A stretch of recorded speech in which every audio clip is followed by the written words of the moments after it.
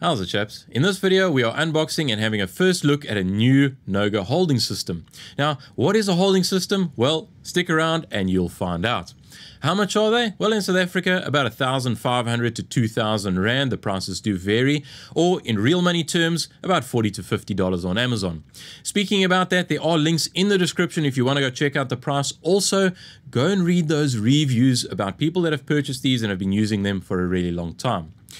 I would really appreciate if you do like the video, give it a thumbs up and subscribe to the channel. Leave us a comment. Let us know what you think.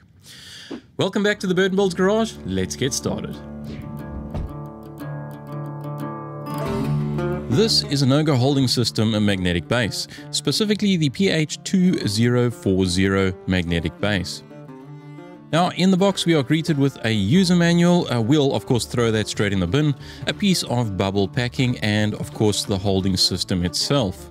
Right off the bat, it feels weighty and solid, weighing in at 1.7 kilograms. It's also got a switch on the front which enables the base to magnetically release or stick to a metal surface. The clamp hold is able to clamp 6mm, 8mm, 3/8 inch shafts, and a dovetail mount.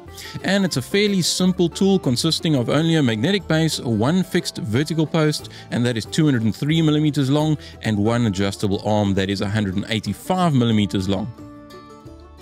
And the post and arm are clamped together by tightening the central thumb screw. At the base it has a fine adjust screw, and this basically is just a screw that tilts the vertical post with very fine adjustment. So this type of holding system is usually used to hold test or dial indicators in a steady and locked off position, and that is so that you can take accurate and precise measurements. Now, an example of this would be using it on a mill or a lathe, or in my case I used it on my drill press. Now, talking about that, I bought a new chuck and I wanted to measure how accurate it was. I wanted to measure the run out, so I ended up using a test indicator and this magnetic holding system. Worked really well, pretty happy with it. That's about it, guys.